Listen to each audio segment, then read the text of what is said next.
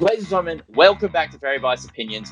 Welcome to Europa League predictions. And without further ado, gilding the lilies or wasting any of your time, it's Arsenal versus Villareal. How lucky are Arsenal to still be in this tournament. I think ultimately they will be delighted to come away from Villareal only being 2-1 behind and having that precious away goal. So they're still in the tie. Villareal should have scored at least 4 in this game. Arsenal really put to the sword and they got out of jail with a penalty late on. But I have to just say, I have to come back to it and just question Arteta's tactics, Tom. What the hell is he doing not playing a striker? No, you do this. This is better. I complain about them all the time. I don't get it. I don't understand it. And I don't think that him having the tutelage under Guardiola has really helped him. I think it makes the game more complicated for him. And Manchester City are able to get away with playing a false 9 because they're fucking good. Because they're good. They're really good. Arsenal are not really good. When you're not really good, you can't do these things. You keep the game simple. You play defenders, you play midfielders, you play strikers. Because how many times they got... I felt sorry for those players out there. Those players were they're literally playing a stupid tactic. And they've got their backs to the wall with injuries. But they had Aubamayeng. I said that badly. They had Aubamayeng. They had Martinelli and they had Nketiah. So you could have played a focal point up there. Because they did put balls in the box. They did get chances in there where a striker would have had a better chance of scoring. And it just really frustrated me. From a Villareal point of view, I thought Voigt, really good defender. Brings defence to attack really well. I'll be surprised if he is at Villareal next season. But I just thought Unai Emery, I mean, he'll be kicking himself for not winning the game by more, but he just showed what a better tactical manager he is than Arteta. Just basically keeping the game simple and playing to their strengths. And I will say Leno did a good job for Arsenal. He's been a bit of the suspect of late, obviously the game against Everton, but he did make a couple of key saves in that second half to keep the Gunners in it. And the Gunners are still in it. And that's all you can say about the best possible thing for them is they are in the game. But I cannot see them not conceding in this game. Thomas, what do you think is going to happen? All the advertising right now is going Emery's revenge. I think Unai Emery's failed here. I think they should have won 3 or 4-0. We know Arsenal have it in them to score 4 goals in 20 minutes. He looked pissed off at the end. He did look pissed off. Villareal aren't doing well in the league. They just lost to Barcelona and had another man sent off, so their discipline record isn't great, but they're not even qualifying for the Europa League next year. This was their chance to really put their mark on the game, and they didn't. I agree with you 100% about Arteta, but there's no way that's this bad in the next leg. I think Arsenal might end up in the final. Yeah, they can. Well, Arsenal are not qualifying for the Europa League next season as well, and either one of these sides isn't really worthy of being in the Champions League, but it could end up with one of them in there. It's so difficult because you just don't know with Arsenal. They're so flaky. And stupid mistakes can just happen even when they're in control of the games. Or an Arsenal side can turn up like they did against Slavia Prague away and just blitz them in 30 minutes. So you just don't know what's going to happen.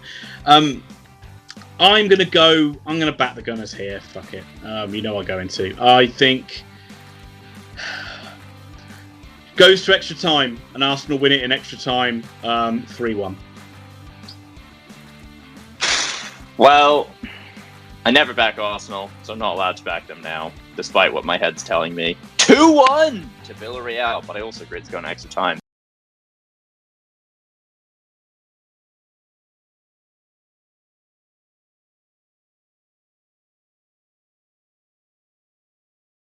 Usually when we get to this time, we're talking about a main event, but unless your idea of a main event is Roma versus Man United's youth team, then you're in the wrong place. Because it's time for the second match.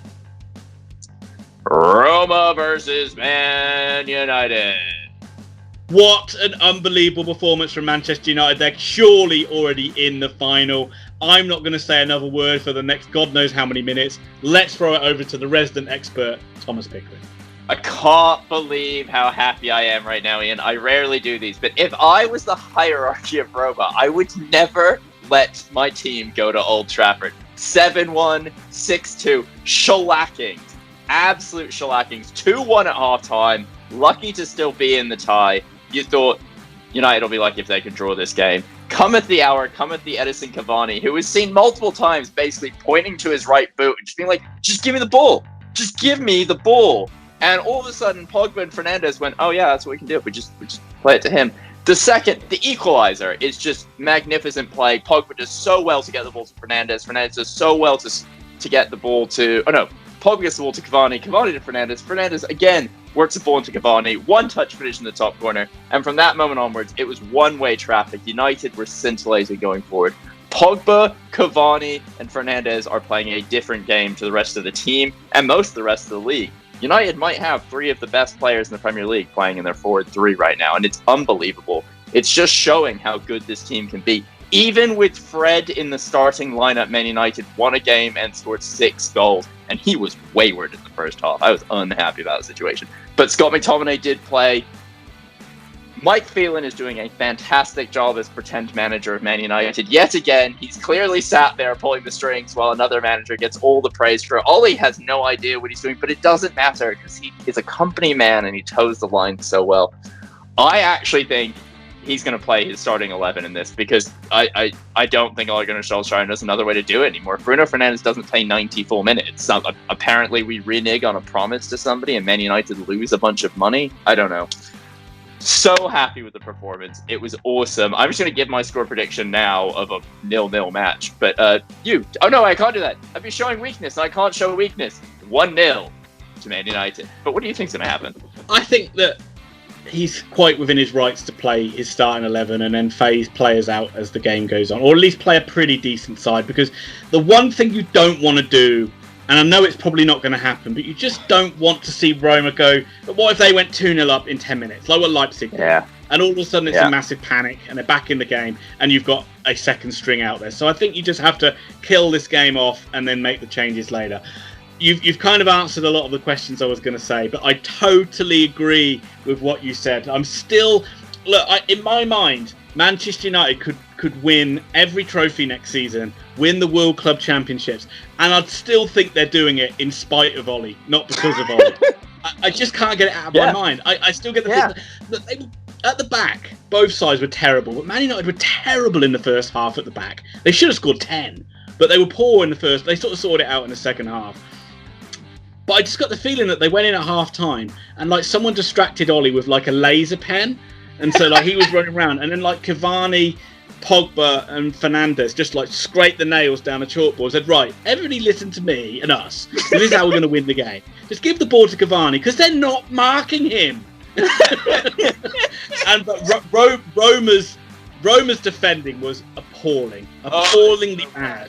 For that is poor for League One standards of defending. It was shockingly bad to see a side in the semi-final of the Europa League defending like that, and they've got no chance in this, and they don't deserve it because they were really bad. The way it fell off, and I know they lost 3 injuries in the first half, but the way they fell off a cliff, you could at least make that game tight, and you come away with a narrow loss. But they got hammered, and they're out of it. And Man United can just grind out a nice, easy draw. I can pick the draw away from home. Roma won, Man United won. I do, like, those defenders are going to be having fits thinking about Edinson Cavani. The entire match, he was stood perfectly between 2 centre-backs, just being like, just give me the ball. Just be like, there's no one near me. They're not even trying to mark me. I'm not even trying to find space. I'm just here. I just exist. Yeah, I mean, it's a combination for them. I mean, when you've got those 3 class players playing with the quality that they've played with of late, of Cavani, Fernandes and Pogba, Man United look a class above anybody in this tournament. Yeah. So there you have it, ladies and gentlemen. Those are our predictions for the Europa League semi-final second leg. All that's left for me to do is say that if you enjoy this channel, please consider supporting us on Patreon. Details on the screen. Details down below in the description. Thank you to Grandstand Bettors, Robert Allen, Matthew Bowden, and PJ Simpson for your support thus far, and the others on our League 2 setting. You can support us from a variety of different prices and tiers with lots of little goodies and secret videos that we send out. So thank you so much. I'm talking too much. Thank you for watching. Please hit the like button if you enjoyed it. Smash subscribe.